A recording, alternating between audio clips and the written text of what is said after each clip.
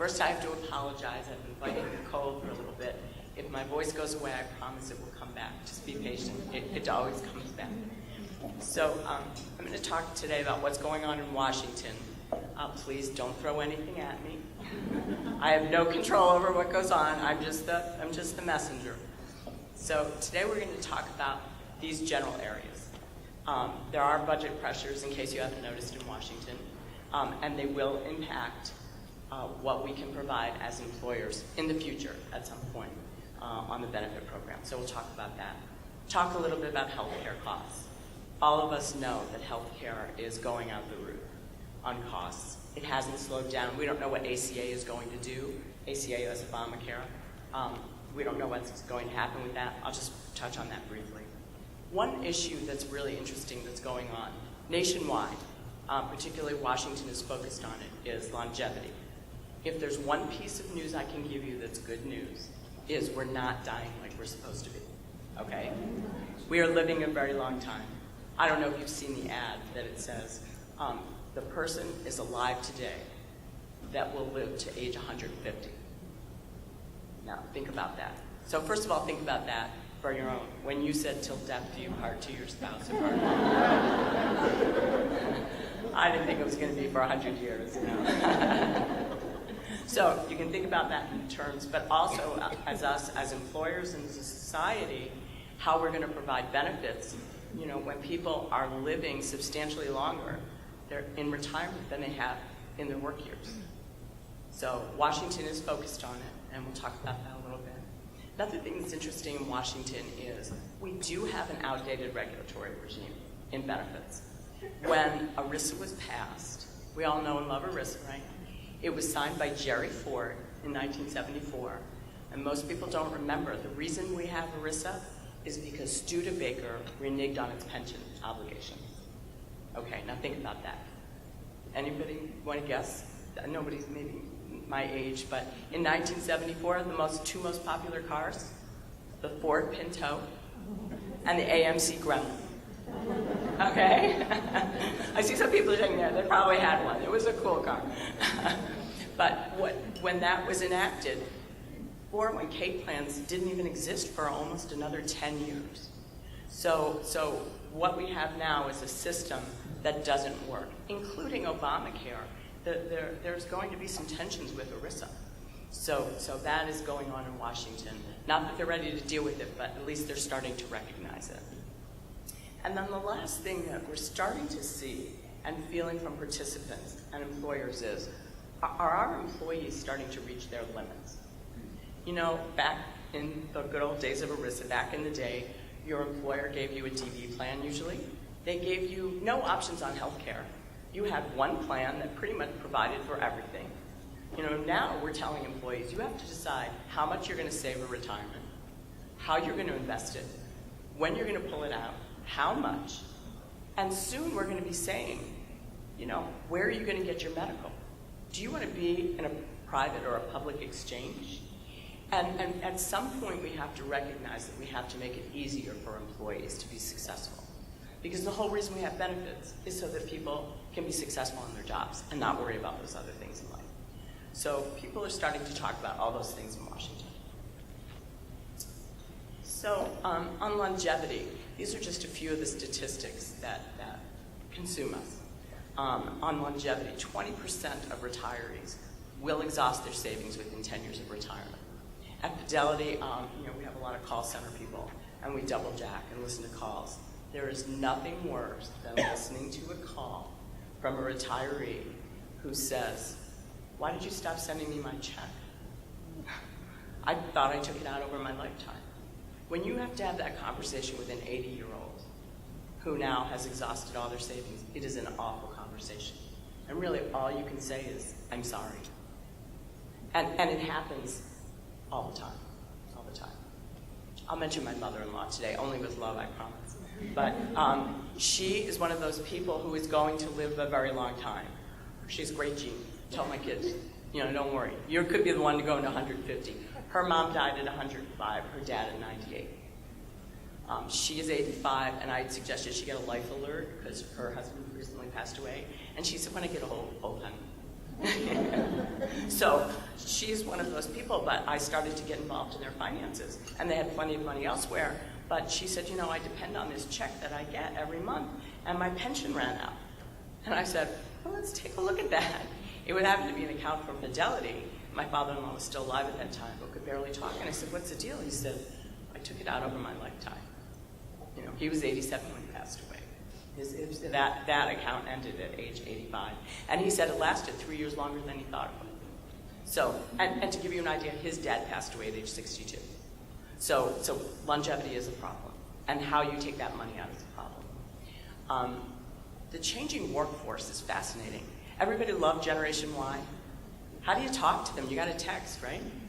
It's the only way you can communicate. But right now, they on average stay in a job for about 3 years. And the thing that's interesting is when we talk to them, they don't anticipate they will ever stay on a job longer than 3 years. I mean, if they could work at Starbucks every day, they would be happy doing that, right? So it's a very different generation. How are we going to get them engaged? And how are we going to get them the benefits they need to eventually retire? Now, we're hoping that when they get old, like us, that they'll stay in their jobs. But right now, they don't see it. They want to be a mobile workforce. They look for that next challenge out there. We estimate that many employers will have a huge gap between income, their actual income in retirement, and expenses. 20% of the people right now do not have enough when they retire. And then this healthcare number is always a scary number. Fidelity does this number every year. You may have seen it. It gets a fair amount of press. For a couple retiring this year, age 65, in good health, they need, on average, about $220,000 to cover their medical expenses over and above Medicare for their lifetime. That does not count long-term care. Okay, average account balance at Fidelity, just to scare you a little bit more, is $80,000. And for people 55 and older, the average account balance is about $150,000. So many people are not going to be prepared for those medical expenses. Okay, nobody want to throw anything at me yet? Okay. So now we'll talk about Washington. And yeah, just some things never change. We are having a problem, in case you haven't noticed, getting any legislation done. Unless you want to name a post office, it's pretty hard to get anything through Congress these days. Okay? We have a lot of post offices named in the last couple of years. That's about it. I recently was at a meeting in Washington on policy, benefits policy, and the chief economist for a bipartisan policy commission, and they're definitely bipartisan. He said, you know, at the end of the year, we were hoping for a grand bargain. That was the goal, to solve the fiscal cliff. He said, at this point, we're hoping for any bargain. So, just to give you an idea, in Washington, it is very difficult to get legislation through. So we don't anticipate a whole lot happening, but I'll talk about next about when there'll be some opportunities to get legislation through. Okay, let me build these. So you may remember at the end of last year, we had this huge fiscal cliff, and we were all going to fall off it, and the world was going to come to an end. We solved that problem. That was what we had hoped would potentially be a grand bargain. But now, that was solved, and there's two other opportunities, really one other opportunity coming up for some legislation that could impact, have a substantial impact on taxes. The debt ceiling, we technically crossed the line. We exceeded it in May 18th. But due to the fact that we brought in more revenues in the federal government in the first quarter, and the Secretary of the Treasury can play a little bit with numbers, that debt ceiling was actually going to have to be increased at some point. It's now looking like October, maybe November. It changes frequently. Also add to the mix is funding, government funding. Right now, we haven't had a budget in years, okay? What they do is you may have heard CRs, continuing resolutions. What they do is say, yeah, the budget from last time plus 1%, plus 2%. And those are continuing resolutions. The next one has to come up in September. So there is a chance that they are going to pull those together and have some kind of tax plan, okay? that might happen. We're not expecting it. When we talk to all of our contacts in Washington, they say there's just not enough air in the room. They're out of oxygen, and that they're just going to do minor tweaks. But I will talk about some of the budget things that are coming up. I want to mention one other thing, which is that the entities in charge of tax policy in Washington are the Senate Finance Committee, led by Max Baucus, and the House Ways and Means Committee, led by Dave Camp. And they wrote an op-ed article in the Wall Street Journal a couple months back. The title of it was Tax Alive. Tax reform is very much alive and doable. That was the title. And they had the framework for it. And they said, this is what we're going to do. We're going to spend all of our time on this. 2 weeks later, Max Baucus announced his retirement. Okay. Dave Camp is term limiting out. So by the end of next year, they'll be gone. Okay. This is how things happen in Washington. They have said, and their staffs are working hard, and I'll talk to you about some of the things the staffs are asking us, but they are working very hard at getting something done. When we talk to everybody, and I talk to many different organizations in Washington, they basically said, not going to happen. They want like a major rewrite of the Internal Revenue Code, something similar to what President Reagan did in '86. And basically, they said, it's just not going to happen. So we'll see little tweaks along the way. So I do want to talk about some of the things that will be coming up. But before I do that, I want to ask you a question. And you don't have to answer this is rhetorical, because it's too big a group. But think about things that you get a deduction on your income tax, both as employers and employees. What do you think is the biggest deduction you get?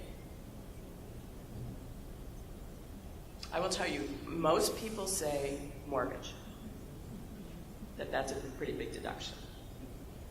Okay. And in the Internal Revenue Code, for budgeting purposes, they consider that a tax expenditure. Anything you're not paying taxes on doesn't come into the coffers, right? So, if you can see this slide, number one, can you see? Okay, I'll tell you. Number one is contributions for medical care, by far, and tend to be growing. Number two is employer retirement contributions, both DB and DC. Mortgage interest is at number three. And just because it's at number three, and by the way, that one has been coming down. Home ownership is down, mortgage rates are down, so that's coming down. We're hoping that comes back up, as things are getting better. Not due to interest rates, we hope, but home ownership. But that is number three. But just because it's number three doesn't mean Congress isn't focused on it. Things we've heard in Washington is that there's two things under consideration with the mortgage. And by the way, just this morning I read a headline in one of the Politico sites that said Paul Ryan is focused on tax expenditures and reducing tax expenditures. So think about when you hear the word loophole, what will have a bullseye on? Okay, it's got to be the top three. By the way, charitable contributions, they have a great lobby. They're not in jeopardy at all. Okay, not even under consideration. Home mortgage, they are pretty much a done deal. It's agreed that interest on second homes will go away. Okay, even though it's number three. And by the way, that number is very small when you look at the federal budget, but in Washington, it's the optics. They think people who have second homes, it's a luxury item, and therefore they shouldn't be able to deduct it. We don't know where that's going to come out to fund something. The other thing they have considered, which in New England is an issue, is mortgages over $500,000 will not be deductible. So we're going to talk about a little bit some of the proposals. Now, President Obama does issue a budget proposal every year. It's never adopted, but there are several things. There was a lot of specificity in it this year. And so does this year the Senate and the House. Paul Ryan's budget's pretty famous. But President Obama's budget has some really important things to discuss with respect to benefits. The first one, the top line item, they are talking about limiting deductions on all health and retirement contributions to a 28% deduction rate. So I'm not great with math, so my numbers are going to be easy. So if you contribute $1,000 into your 401k plan, and let's say you're 35% bracket, you in essence get a $350 break on your income taxes. If you're anything above a 28%, you can only deduct 28%. And that would be on health and retirement. Now, the White House loves this provision. This is the second year in a row that it's been in his budget. And it's considered elegant. Okay? Those are the words. And why is it elegant? Because people won't get it. Okay? And it will only get people above a 28% bracket. So that would only impact highly paid people. Now, we have been asked several times, well, Fidelity, what can you do to help our participants on this? And how are you going to manage this? You know, our answer is, we don't know. You don't know what income tax rate your employees pay. Neither do we. So at the end of the year, they're going to have to figure it out. They're going to owe the federal government more money. And somehow they're going to have to keep track of their basis on it, right? Because they will have paid taxes on a portion. So we don't know how this is going to work. We think TurboTax is all excited because chances are they'll come up with $1 billion program and solve all of our problems for us. But it will be a difficult provision to administer. The federal government doesn't really care too much. In general, anytime they adopt something, they say you'll figure it out. So that one has some legs and will probably come back. The next one that's gotten some press is the retirement savings cap. First of all, let me just ask this question. Does anybody have a DB plan in here? Okay, just a couple. So President Obama, there has been some discussion that we're going to limit what can go into a 401k plan and an IRA. That conversation's been going on for quite a while. And the idea was that if you have more than $3 million, you're done. You know, that's enough for you to save on a tax-deferred basis. President Obama did include a DB plan. It's a little confusing, and since most of you don't have it, I won't go into it. But since it's based on a DB and you have to figure out the lump sum, age it backwards, basically you could max out at like $350,000 if you're 35. And people who have rich DB plans, it impacts them. But let's just talk about the DC. So let's say that the cap is $3 million, and somebody reaches $3 million. Not only can you not make any other contributions, you have to take the excess out. So you have to take it into taxable income. We have been, and many retirement organizations and lobbyists have gone to Congress and said, you're punishing the good investors and the good savers. And by the way, why would you make people take money out of their retirement plan? And their answer is, if they're good savers, which they are, they're going to save it. They just shouldn't save it in a tax-deferred vehicle. This is a retirement plan, so we should. That's going to be capped. This one has legs also. I'm fairly sure the DB will be scraped out. That's a difficult provision to have in there. We've talked to staffers on the Hill who said, that would come out if it ever came in. But this is something that does have some legs.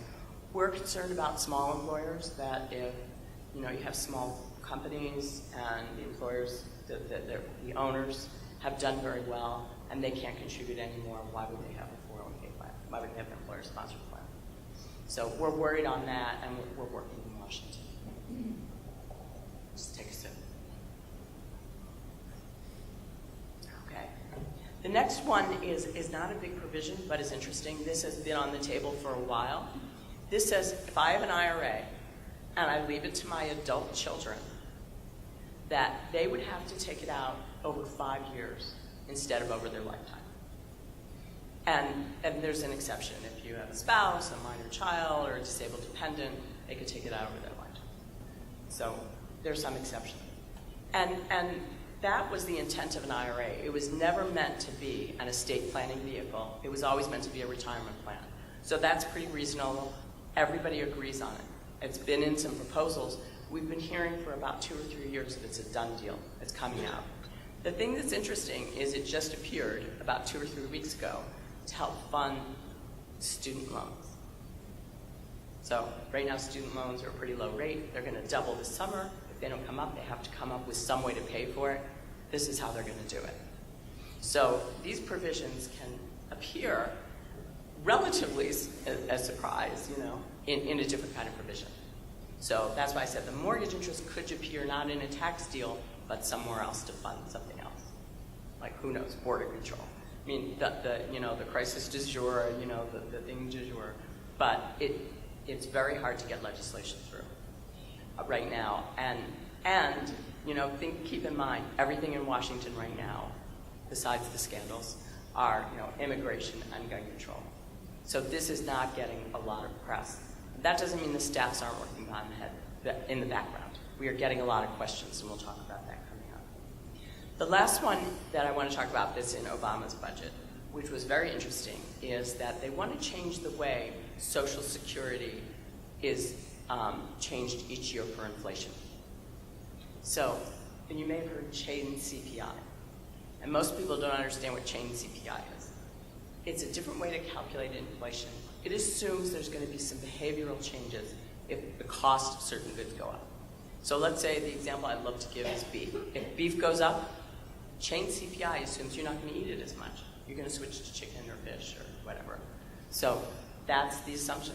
So Social Security would go up at a slower rate. Also on this is your 402G and this 415, and the tax brackets would go up slower. Now, we haven't had much inflation over the past few years, but think about if inflation goes up. The AARP, first of all, it's kind of monumental because it's the first time a Democratic president has tried to change the course of entitlements, and it was universally panned. Right? The Democrats were all over him, the Republicans were all over him. We don't know what's going to happen. But most importantly, the AARP is opposed to it.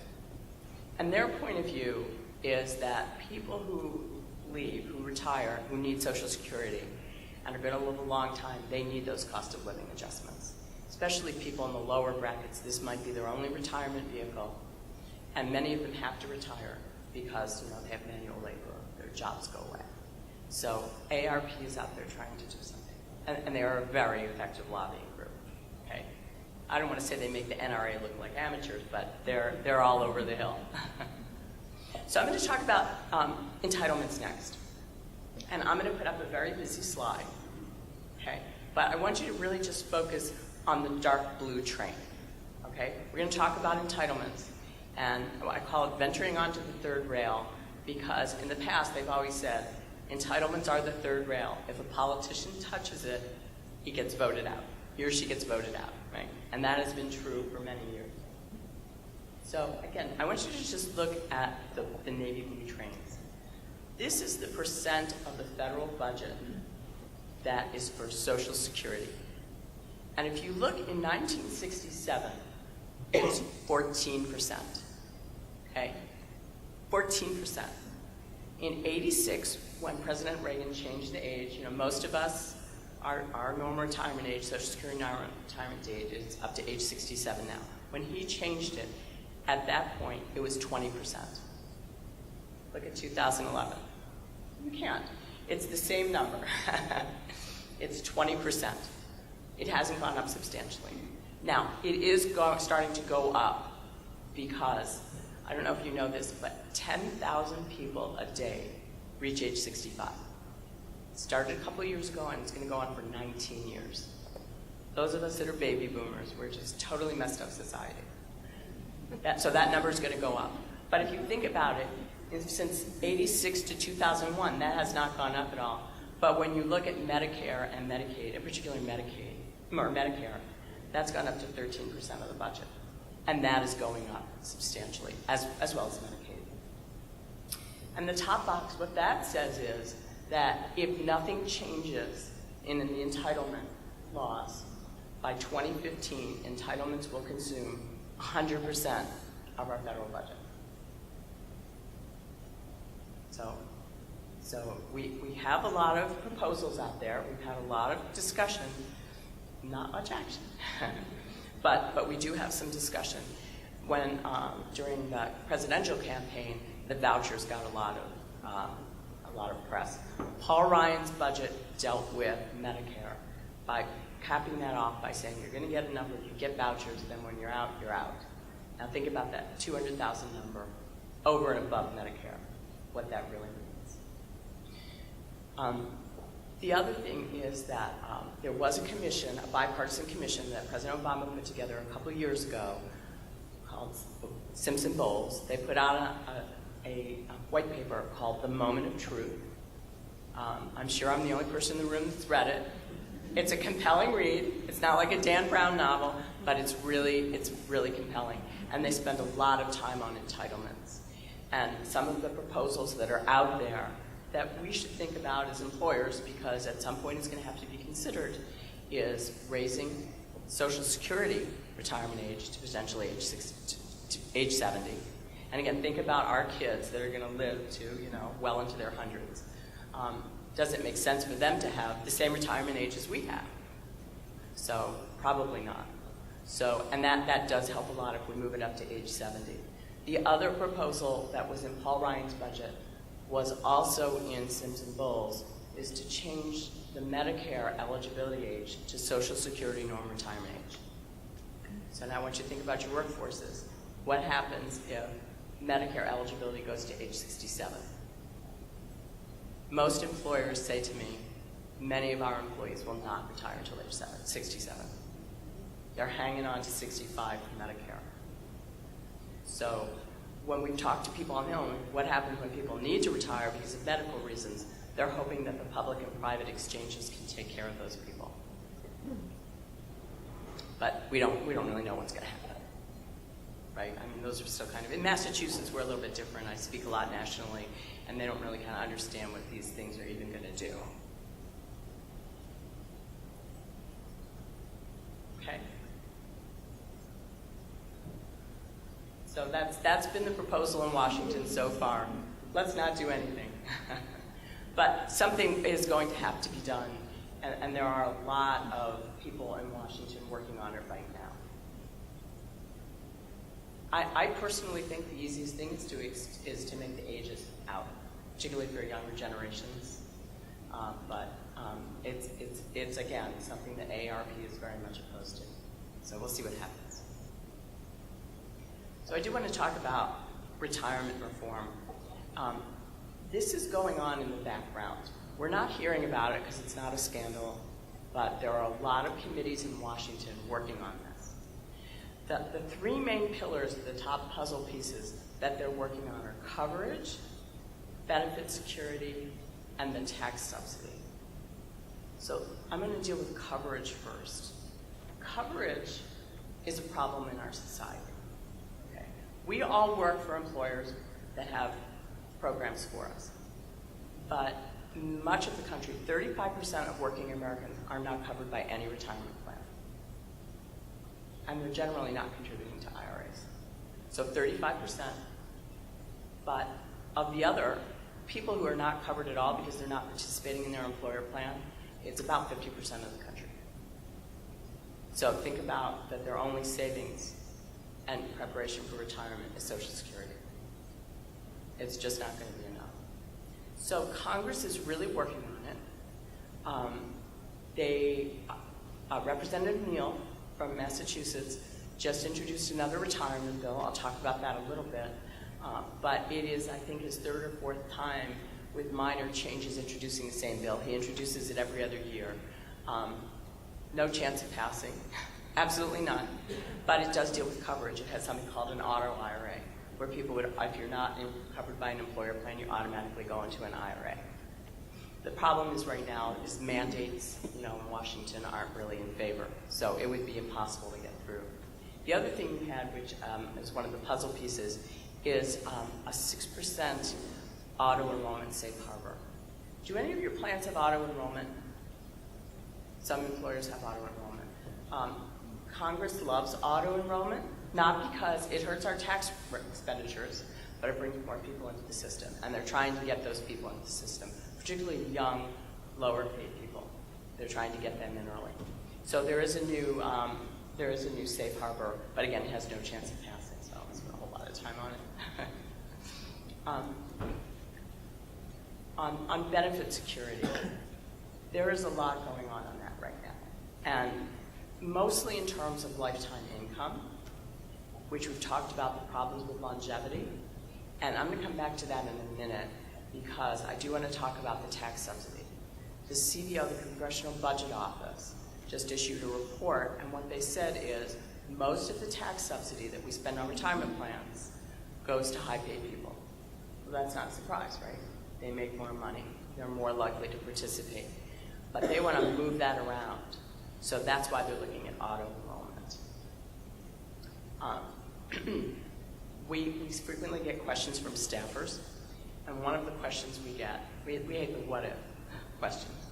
What if we mandated auto-enrollment for all 401k plans? And our answer was, many employers don't have auto-enrollment for very good reasons.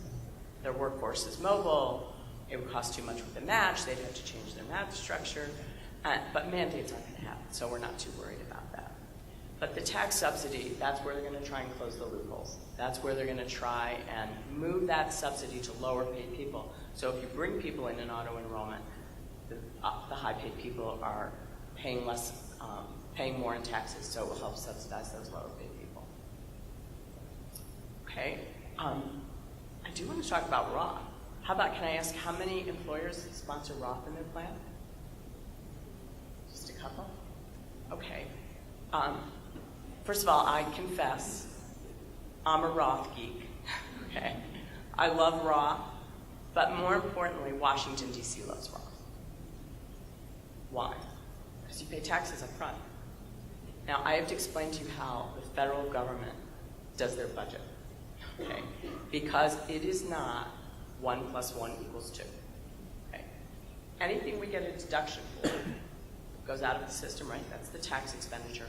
If it doesn't come back into taxable income within 10 years, the federal government considers it gone forever. Okay, so all of those 401k contributions that are in the system, and it doesn't matter, the reality doesn't matter on doing the budget. It's all these fictitious numbers. So they love Roth. That's why we've had 2 swipes of Roth conversions in the past couple of years, because it brings money into the system. It brings taxes into the system. We did get another what if question from a staffer that said, what if you have a 401k plan, if we mandate, again a bad word, mandate that half goes in after tax and half goes in Roth? So our answer was, we had several answers, but one was, the most important one is, many employers don't have Roth for very good reasons. The primary reason we hear from employers is they have payroll problems. I have to tell you, for the life of me, I don't get it. I don't know why payroll is so hard. You all, I feel bad, for everybody who works in the system, but payroll is a problem for many employers. I actually used to work with an employer back when I used to be a consultant. I was on the West Coast, and it was a large employer. And they decided, they went to the board and they said, we want Roth. Everybody agreed. They went to their payroll system. Payroll said, absolutely, we can do that for you in 3 years. And all I said was, you have plenty of time to design a communications program, right? So that is a problem. The other problem here, why employers don't put in Roth, is they're concerned about the communication. Because it is hard to understand for some employers, for some employees. So they're concerned about communications. And some employers still do regular after-tax contributions. I don't hear that too much in New England, once in a while, more in other places in the country. And they feel like they can't take away that after-tax account. So the thought of communicating 401k, Roth, and after-tax is just overwhelming. So we don't think that that's going to happen. Now I'm going to tell you why I love Roth. I love Roth because, for a couple reasons. I think if you're young, that Roth is the best place to be.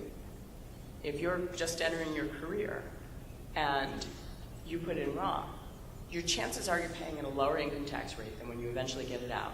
You have however many years, 40, 50 years of buildup, and all of that money will not be taxed when it comes out. So, and chances are you'll be at a higher income tax rate.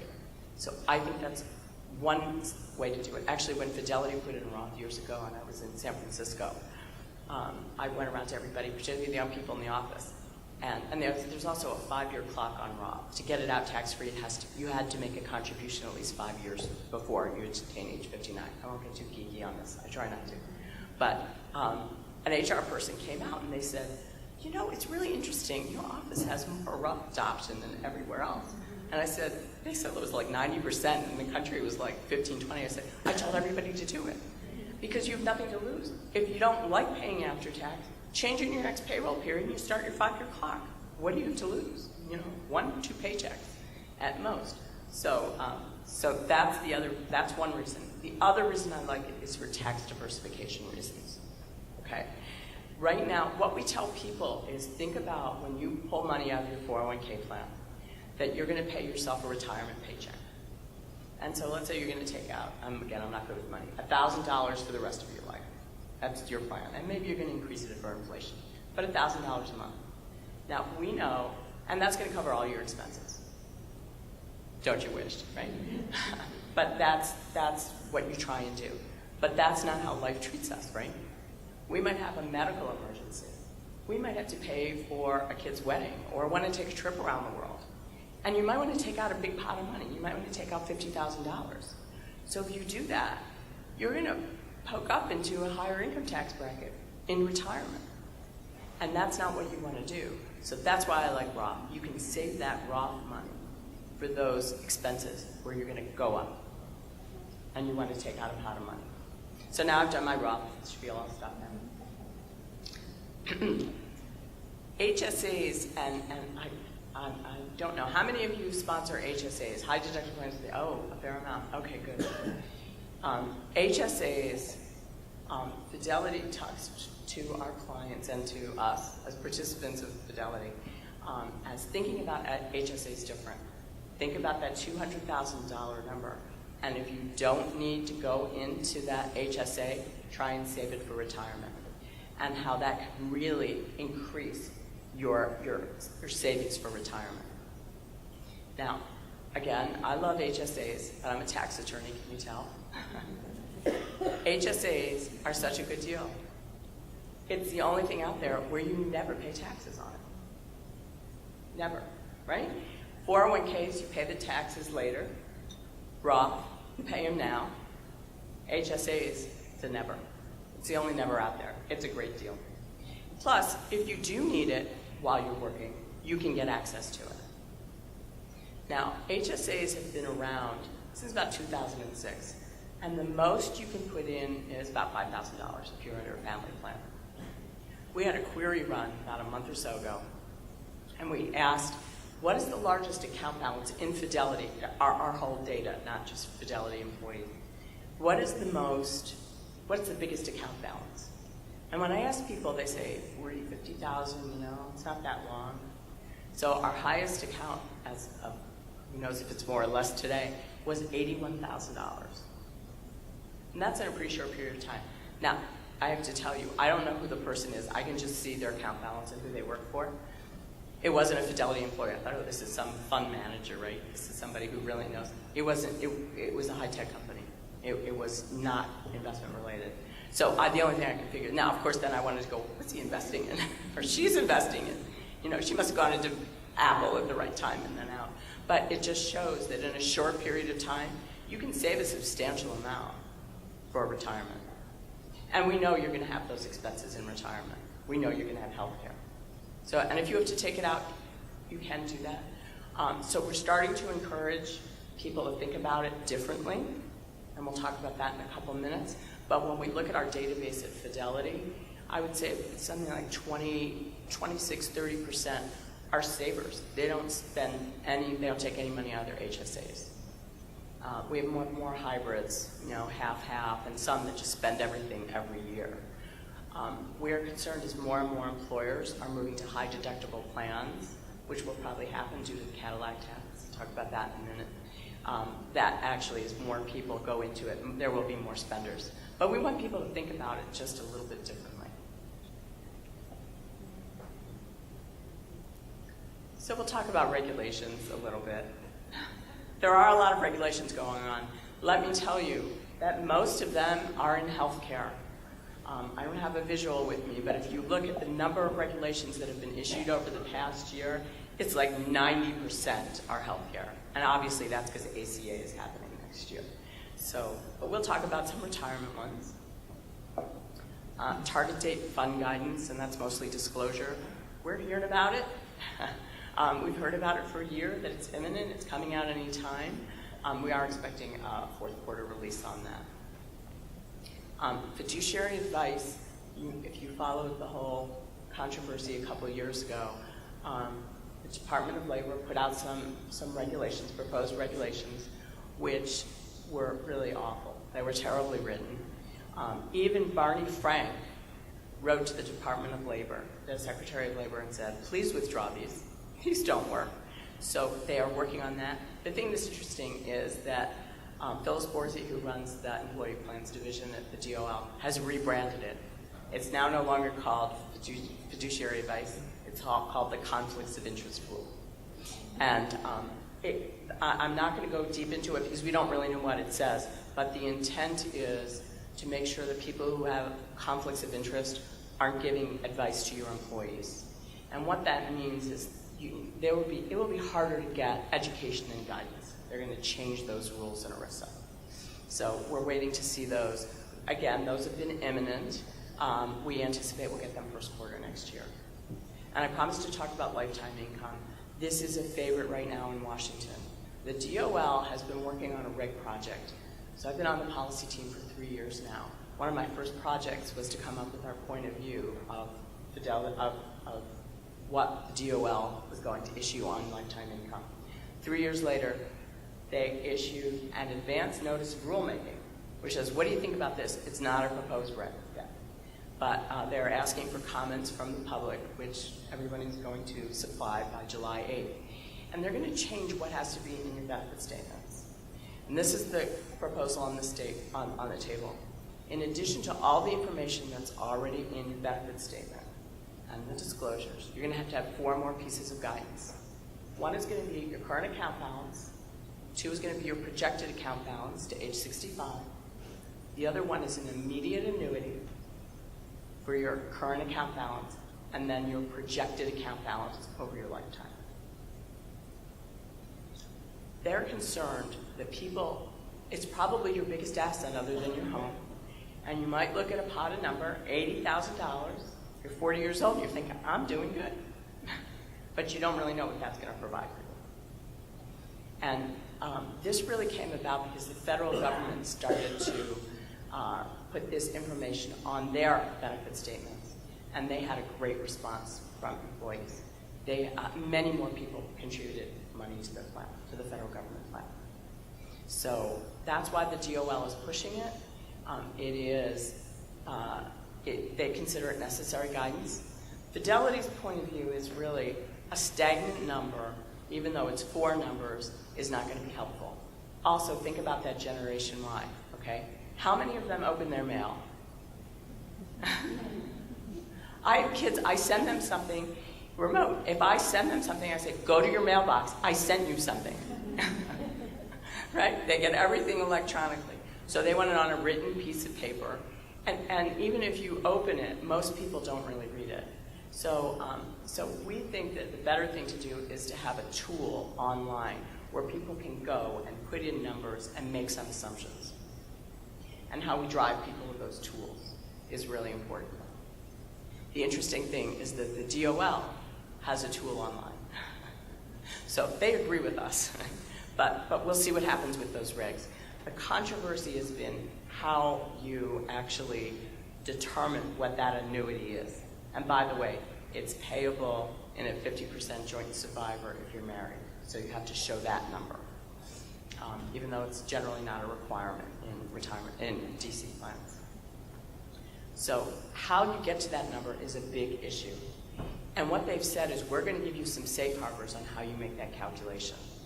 It's going to be an annuity using specified annuity rates. You're going to roll it forward with interest, put in an inflation assumption, all that kind of stuff to roll it forward. Now, what happens, though, is if they have a safe harbor, they're going to have a safe harbor amount. And then they're also saying, but if you as an employer want to do something else, you can go ahead and do that. Well, that, we don't think anybody will have their own number. This is our point of view. Everybody's going to go to the safe harbor. And by the way, it's probably the only thing that makes sense, right? Because, now I'll pick on my husband. He hasn't been real good about rolling his 401ks when he's been in other employers. So if you have some IRAs and 401ks out there and everybody uses a different method, how are you going to know what that's worth? You can't kind of add it up. So we think everybody will go with that. Fidelity's other concern is that annuities might not be the best way to go. Annuities are very interest rate sensitive, and many times it overstates what the expectations could be.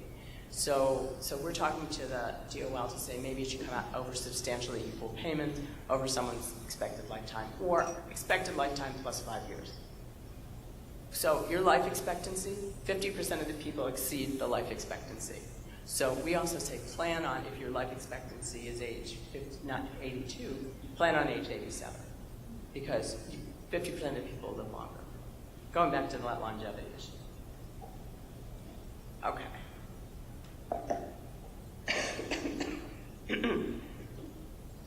Okay. We talked before about how, about people know how they're going to be on track. So one of the things, this is a piece of thought leadership we recently put out. It's gotten more press than anything else Fidelity has ever done. And one of the things we're talking to participants about now is maybe we shouldn't be communicating to our participants that they should think about retiring at age 65. You're going to live a long time, eligibility might go out. Most of our employees can't maximize their Social Security if they retire at age 65. So think about 67 as the age.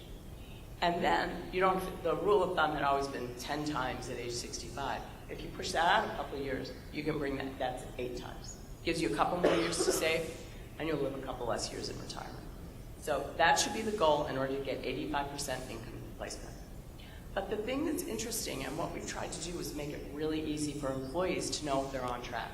So we've done some estimates. So if you're age 35, you should have 1 times your savings in your 401k or set aside for retirement. And as you can see, it goes up to age 65. But we want employees to know that they're on track.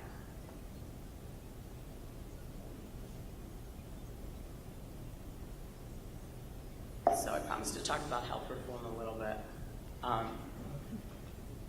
It's as I said, it's sucking up all the oxygen in Washington right now. So we will have the individual mandates by next year. The regulations are hopefully there's been a little respite over the last couple of months. But many people are focused on that date of 2018. And that's because of the Cadillac tax, which is going to apply to many of our plans. So how the Cadillac tax is determined was, it was a rate set when they passed, and they adjusted it for inflation, but for overall inflation, not for medical cost inflation. So I wanted to show you this chart to give you an idea of the difference. Okay. So obviously, medical inflation way exceeds our inflation over the past few years. So many employer-sponsored plans will be subject to the Cadillac tax. And that's why we're seeing a migration to high deductible plans. Many employers are looking at it, putting it in, and many employers are planning to go to full replacement in 2018. They're just under the consideration process, but that's why we're seeing the big migration. So one of the things we wanted to do at Fidelity was we said, how happy are people with HSAs? A lot of people have had HSAs for years. Not everybody saved $81,000 because of good investing. But how happy are people? So I'm going to go to this slide. So people, 87% of the people, we polled a wide audience of HSA participants, 87% are happy. 90% have said that they're likely to re-elect next year. So they're 90%, that's a pretty good percentage. This percentage that was really surprising was the last one. If you did not elect an HSA in the first year, only 37% of the population will even look at HSAs again. So they won't even look at it. So now I want you to all think when you do your open enrollment, how much time you spend on your materials. Whether those employees are looking, they're probably not. So 37%. So if you don't grab people the first year, you have to think about how you're going to grab them in the future. Whether it's communications or whether it's putting everybody into those plans. But people are generally happy with the HSAs. And then I'm going to go back to this slide. Another thing we're talking about, and this is just one potential way to think about savings, which is, we always say, the first thing you should do is save up to the match if you can. And Fidelity is kind of saying, well, wait, let's take a step back. Maybe that's not the best way to go. Maybe you should be looking at the HSA first. For a couple of reasons. That never tax status. That's a good way to go. Many employers, when they put in HSAs, they seed some money. So you're walking away from that seed money. And it's a great way to save for retirement. And you can use it in the interim, again, on a tax-free basis. And then we say to people, contribute obviously up to the 401k match. And then the other thing that we put in now is pay down that high interest debt. I don't know if you've seen this number, and this is, again, we're trying to communicate with Generation Y. Kids who graduate from college this year on average have a $26,000 student loan debt. That's on average. Many are much more. So we want people to think about that and funding up to the HSA limit if you can and going down the line. So we want people to think about it a little bit differently. So in the short term, what you should be looking at? Obviously, all of the budget negotiations and the revenue and the regulations in Washington, those are imminent, those are coming out. There are going to be conversations. Longer term, we do think it's potential that it's kind of ripe for a new tax reform and retirement reform. I don't know if it's on the horizon. I guess it depends on how far our horizon goes. But it could go out. Right now, we're probably looking really realistically, probably 2017, 2018. It's very hard to get legislation through in an election year. So if something doesn't happen by the end of this year, and they haven't done enough work to get it done, probably the window is January, February next year. And then pretty much things stop due to the presidential election, or the midterm elections rather. So getting anything through next year will be a challenge. Max Baucus and Dave Kemp says they're up for the challenge and they're working on it, but it will be hard to get anything through. And then after that, Obama's a lame duck for 2 years. You'll have a new Congress. You'll have 2 new chairmen in charge of tax writing due to the retirements, so it'll be very hard to get anything through before 2017. So we think that's longer term, but there is a consideration that we need to do something. Down the road also in the future is the decision on retirement and all of your retirement concerns are really so combined and tied with health. You need to have that money, that $200,000 or more. And if things change down the road and you do want to retire at 67 and Medicare isn't eligible, you're not eligible to age 67, you need to figure out how you're going to fill that gap. So those decisions are becoming more and more entwined. And we have to think about it in those terms because they are necessary expenses in retirement. And then Fidelity is really focused right now on how to drive better outcomes for our employers and for our employees. And one of those ways is we do have to modernize retirement.